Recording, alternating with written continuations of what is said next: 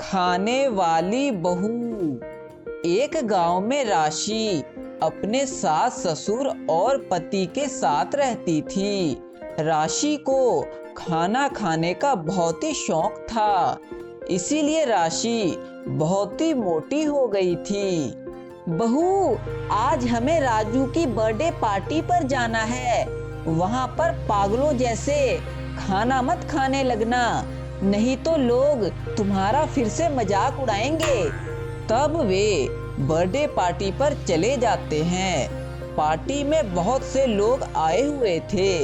अरे वाह, कितनी अच्छी पार्टी है। रसोई में जाकर देखती हूँ खाने में क्या क्या है। तब राशि रसोई में जाती है। भोलू भैया, आपको कोई मदद चाहिए तो मैं कर दूंगी। नहीं राशि, सब कुछ तैयार है। अरे वाह, यह केक कितना स्वादिष्ट लग रहा है। दिल तो करता है इसे अभी सारा खा जाऊं। राशि, इसे अभी मत खा जाना, केक कटिंग के बाद सबको देना है। हाँ हाँ, मुझे भी पता है, मैं तो बस ऐसे ही बोल रही थी। तब वह पार्टी में वापस चली जाती है।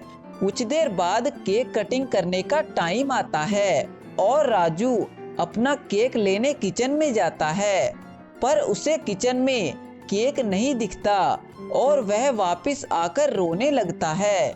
मम्मी, मेरा केक किसी ने खा लिया।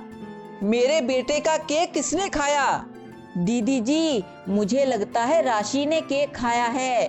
यही बार बार किचन में जाकर केक खाने की बातें कर रही थी। नहीं नहीं, मैंने केक नहीं खाया।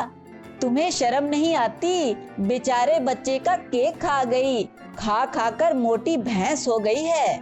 हाँ चंपा, तू बिल्कुल सही कह रही है, इसी ने खाया होगा केक। नहीं नहीं, मैं तो केक के बारे में पूछ रही थी, मैंने केक नहीं खाया है। मोटी केक भी खा गई और अब मान भी नहीं रही है। तब राशि गुस्से में वहाँ से चली जाती है। अब कुछ दिनों से अचानक अलग अलग लोगों के घर से खाना गायब होने लगा। उसी मोहल्ले में एक ढाबे वाले का घर था। उन्होंने ढाबे के लिए बहुत सी चीजें बनाकर रखी थी, चिकन बिरयानी, मिठाई, समोसे आदि।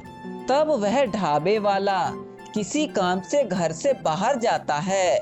तब कुछ देर बाद राशि की सास राशि से कहती है, राशि, ढाबे वाले के घर से 10 समोसे ले आ। ठीक है सासू माँ, मैं अभी जाती हूँ।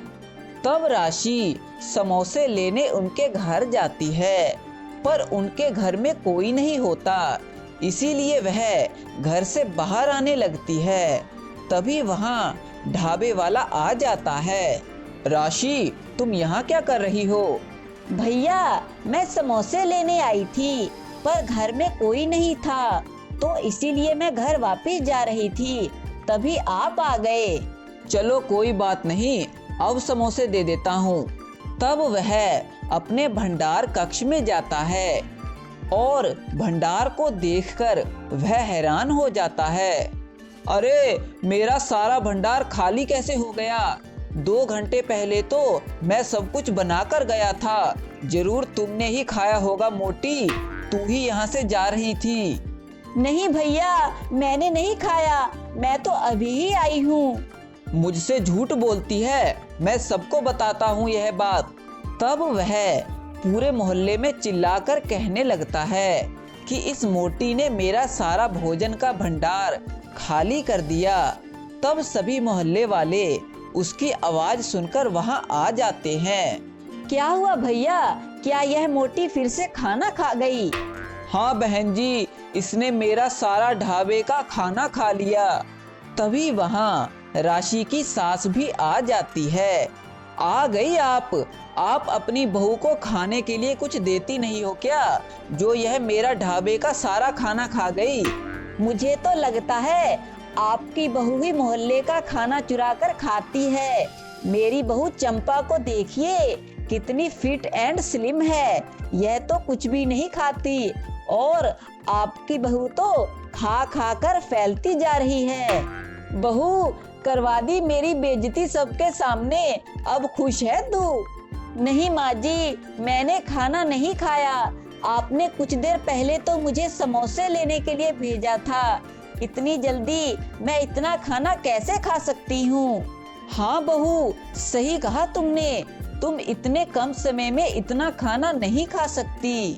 अब बहुत हो गया माँ जी, अब मैं उस खाना चोर को पकड़ कर ही रहूंगी। तब वह एक चाल सोचती है। वह अपने भाई को फोन करके बुलाती है। उसका भाई हलवाई था। तब वह अपने भाई को अपना प्लान बताती है।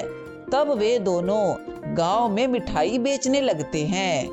मिठाई ले लो मिठाई, बहुत स्वादिष्ट मिठाई ले लो। यह क्या राशि, सिर्फ 4 किलो मिठाई बेच रही हो? इससे ज्यादा मिठाई तो हमारे घर पर ही पड़ी है। अंकल जी, बाकी मिठाई हमने कमरे के अंदर रखी हुई है। तब कुछ देर बाद मिठाई वाले कमरे से चिल्लाने की आवाजें आने लगती है।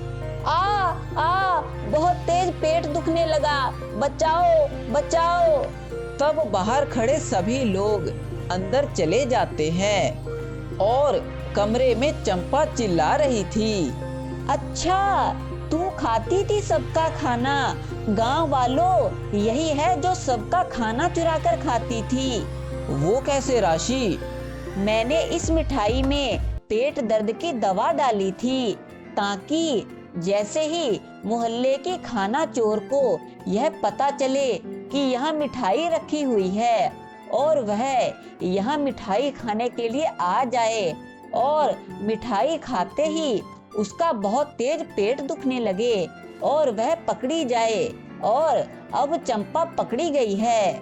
तब सभी यह सुनकर हैरान हो जाते हैं और यह बात सारे मोहल्ले को पता चल जाती है कि चंपा ही खाना चोर थी। तब सभी चंपा को बहुत बोलते हैं। अच्छा, तो तू थी जो सबका खाना चुरा कर खाती थी। लगता तो एकदम सूखी कांटा हो और खाना तो ऐसे खाती हो जैसे हाथी का पेट हो। क्यों चंपा, तू तो मुझे ही कह रही थी कि खाना मत खाया कर और तू ही सबका खाना चुराती थी। मुझे माफ कर दो, मैं अब किसी का खाना नहीं खाऊंगी। इस तरह सभी राशि की तारीफ करते हैं और उससे माफी भी मांगते हैं। अगर आपको हमारी कहानी पसंद आई है तो हमारे चैनल को सब्सक्राइब करें और हमारी वीडियो को लाइक एंड शेयर करें।